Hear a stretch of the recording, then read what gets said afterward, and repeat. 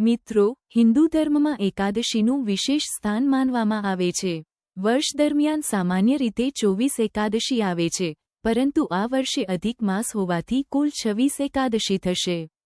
દરેક એકાદશીનું પોતાનું આગવું મહત્વ હોય છે. એ જ રીતે વૈશાખ મહિનાના શુક્લ પક્ષની એકાદશીને મોહિની એકાદશી તરીકે ઓળખવામાં આવે છે.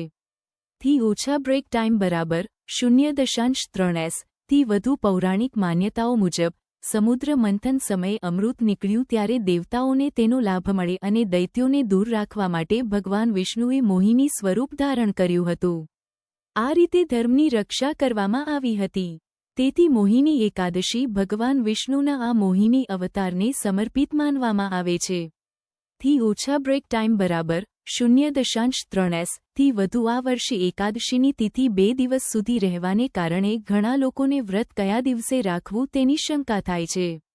તો ચાલો સરળ રીતે સમજીએ યોગ્ય તિથિ, શુભ સમય અને પારણાનો સમય. જો તમે ઈચ્છો છો કે મા લક્ષ્મીના આશીર્વાદ તમારા પર બનાયા રહે, તો કોમેન્ટમાં જય મા લક્ષ્મી લખીને આશીર્વાદ મેળવો.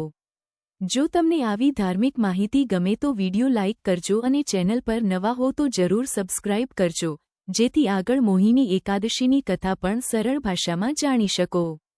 થી ઓછા બ્રેક ટાઈમ બરાબર 0.3 થી વધુ. હવે વાત કરીએ તિથિ વિશે. વૈશાખ શુક્લ પક્ષની એકાદશી આ વખતે 26 એપ્રિલ રવિવારના સાંજે અંદાજે 6 વાગ્યાના આસપાસ શરૂ થશે અને 27 એપ્રિલ સોમવારના સાંજે લગભગ 6 વાગ્યા સુધી રહેશે. ત્યારબાદ દ્વાદશી તિથિ શરૂ થશે. થી ઓછા બ્રેક ટાઈમ બરાબર 0.3 થી વધુ. ઉદય તિથિના નિયમ મુજબ આ વખતે મોહિની એકાદશીનું વ્રત 27 એપ્રિલ સોમવારે રાખવું યોગ્ય ગણાશે. એક દિવસ પહેલા દશમી તિથિના નિયમોનું પાલન કરવું જરૂરી છે, પરંતુ દશમી રવિવારે આવતી હોવાથી તે દિવસે તુલસીજીને જળ અર્પણ કરવું કે પાન તોડવું ટાળવામાં આવે છે. તેથી તુલસીના પાન તમે શનિવારે જ તોડી રાખશો તો વધુ યોગ્ય રહેશે. થી ઓછા બ્રેક ટાઈમ બરાબર 0.3 થી વધુ. સોમવારના દિવસે બ્રહ્મ મુહૂર્ત સવારે અંદાજે 4 વાગ્યાના 23 મિનિટથી લઈને 5 વાગ્યાના 11 મિનિટ સુધી રહેશે. આ દિવસે સૂર્યોદય સવારે 6 વાગ્યે થશે અને સૂર્યાસ્ત સાંજે લગભગ 6 વાગ્યાના 48 મિનિટે થશે. થી ઓછા બ્રેક ટાઈમ બરાબર 0.3 થી વધુ. પ્રાતઃકાળની પૂજા માટેનો શ્રેષ્ઠ સમય સવારે 4:40 મિનિટથી સવારે 5:44 મિનિટ વચ્ચે રહેશે, જ્યારે સાંજની પૂજા તમે સાંજે 6:53 મિનિટથી 8 વાગ્યા સુધી કરી શકો છો. આ દિવસે રાહુકાળ સવારે 7:30 વાગ્યાથી 9 વાગ્યા સુધી માનવામાં આવશે. સોમવારના દિવસે ભદ્રા સમય પણ લાગશે, જે મૃત્યુલોકમાં રહેશે. તેના વિશે તમે આગળ વિગતે જાણશો. ભદ્રાકાળ દરમિયાન કોઈપણ શુભ કાર્ય કરવાનું ટાળવું જોઈએ, કારણ કે તેને શુભ કાર્યોમાં વિઘ્ન લાવનાર માનવામાં આવે છે. થી ઓછા બ્રેક ટાઈમ બરાબર 0.3 થી વધુ. દ્વાદશી તિથિ 27 એપ્રિલ સોમવારના સાંજે 6:07 મિનિટથી શરૂ થઈને 28 એપ્રિલ મંગળવારના સાંજે 6:52 મિનિટ સુધી રહેશે. દ્વાદશી શરૂ થતાં જ હરિવાસરનો સમય પણ શરૂ થઈ જાય છે. આ સમય દરમિયાન એકાદશી વ્રતનું પારણું ખોલવું કરવું યોગ્ય માનવામાં આવતું નથી. થી ઓછા બ્રેક ટાઈમ બરાબર 0.3 થી વધુ. 28 એપ્રિલ મંગળવારના દિવસે બ્રહ્મ મુહૂર્ત સવારે 4:02 મિનિટથી સવારે 5:10 મિનિટ સુધી રહેશે. સૂર્યોદય સવારે 5:59 મિનિટ વાગ્યે અને સૂર્યાસ્ત સાંજે 6:49 મિનિટ વાગ્યે થશે. પ્રાતઃકાળની પૂજાનો શુભ સમય સવારે 4:38 મિનિટથી સવારે 5:43 મિનિટ સુધી રહેશે. રાહુકાળ બપોરે 3 વાગ્યાથી સાંજે 4:30 વાગ્યા સુધી રહેશે.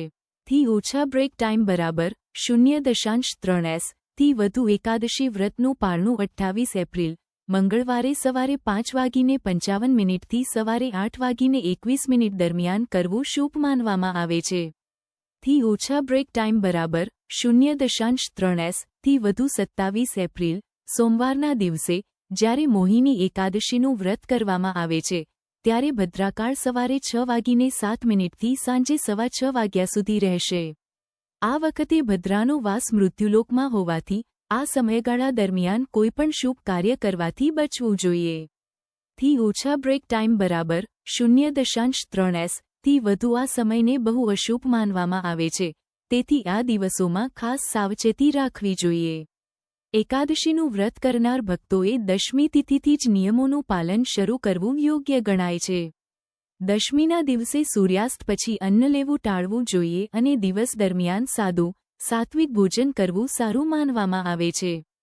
થી ઓછા બ્રેક ટાઈમ બરાબર 0.3 થી વધુ પછી એકાદશીના દિવસે શ્રદ્ધાપૂર્વક સંકલ્પ લઈને વ્રત શરૂ કરવું જોઈએ. આ દિવસે ભગવાન વિષ્ણુની ભક્તિપૂર્વક પૂજા કરવી, જેમ કે સફેદ તલ, ફૂલ, ચંદન, ધૂપ અને દીપથી આરાધના કરવી. તુલસીના પાન સાથે ફળનો ભોગ અર્પણ કરવો અને ભગવાનના નામનો જપ તથા કથાનું શ્રવણ કરવું ખૂબ શુભ માનવામાં આવે છે. દિવસભર ઉપવાસ રાખીને સાંજના સમયે ફરીથી ભગવાનની પૂજા કરી શકાય છે અને ફળનો ભોગ લગાવી શકાય છે. ત્યારબાદ બીજા દિવસે નિયમ પ્રમાણે અન્ન ગ્રહણ કરીને વ્રતનું પારણ કરવું જોઈએ. થી ઓછા બ્રેક ટાઈમ બરાબર 0.3 થી વધુ. તો મિત્રો, આ હતી મોહિની એકાદશી વ્રત સાથે જોડાયેલી મહત્વપૂર્ણ માહિતી. જો તમને કોઈ પ્રશ્ન હોય તો તમે કોમેન્ટમાં પૂછો, અમે જરૂર જવાબ આપવાનો પ્રયાસ કરીશું. થી ઓછા બ્રેક ટાઈમ બરાબર 0.3 થી વધુ. અને જો તમે અમારી ચેનલ પર નવા હો તો સબસ્ક્રાઇબ કરવાનું ભૂલશો નહીં, જેથી આવા આધ્યાત્મિક વિડિયો અને વ્રતકથાઓ તમને સતત મળતી રહે. થી ઓછા બ્રેક ટાઈમ બરાબર 0.3 થી વધુ. આજના વિડિયોમાં એટલું જ. ફરી મળીએ આગામી વિડિયોમાં. ધન્યવાદ.